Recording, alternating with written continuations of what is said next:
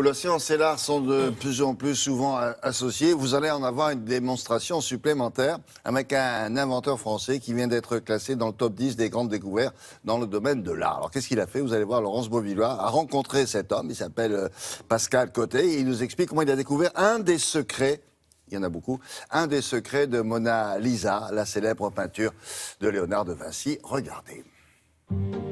Et si Mona Lisa n'était pas celle que l'on croit? Et si Mona Lisa n'était pas seule? L'énigmatique portrait de Léonard de Vinci a été numérisé grâce à une caméra très spéciale. Le but était de retrouver les couleurs d'origine. Mais un ingénieur est allé plus loin et a remonté 500 ans dans la profondeur de la peinture. Et donc, de reconstituer, étape par étape, comment Léonard a appliqué couche par couche, coup de brosse par coup de brosse, la composition de cette peinture. Et là, on a découvert qu'en fait, Léonard avait utilisé cette planche de peuplier et qu'il avait fait 4 étapes différentes. Des musées, des experts, mais aussi des particuliers confient leurs tableaux à la lumière de la caméra de ce laboratoire privé. Ici, une esquisse peut-être d'Eugène Delacroix.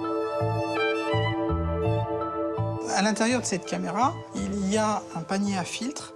Ce sont ce qu'on appelle des filtres interférentiels qui découpent le spectre lumineux en petites bandes étroites et qui permettent ainsi de faire une mesure extrêmement précise de la réflexion de la lumière.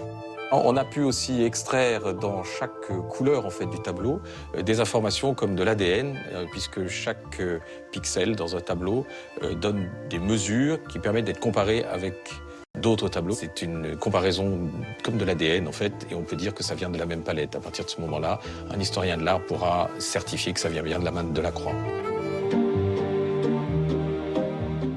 La chose qui m'a alerté, c'est un tout petit détail qu'on peut voir à l'œil nu, mais pour être honnête, on ne le voit pas à l'œil nu si on ne le sait pas. C'est ici, dans le ciel de la Joconde, là, ici, il y a une aiguille à cheveux. Et ce petit détail-là est totalement déconnecté du portrait de Mona Lisa.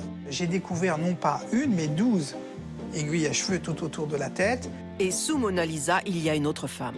En dessous, le portrait de Mona Lisa aujourd'hui, on est à peu près certain que c'est Lisa Gherardini, femme de Francesco del Giocondo. Pourquoi? Parce qu'elle a toutes les caractéristiques vestimentaires appropriées. Et celui d'au-dessus, alors là, on est dans la pure invention. Ce type de voile-là n'a jamais existé. Mona Lisa, de mon point de vue, est un personnage totalement imaginaire.